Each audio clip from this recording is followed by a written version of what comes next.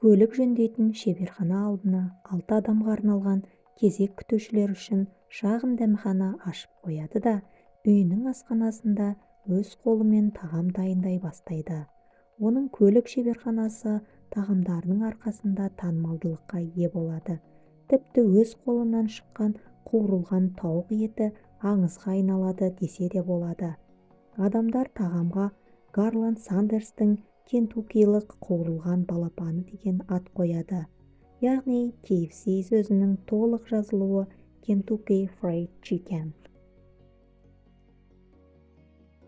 Сәлем достар, Керемет Медиа ұсынады.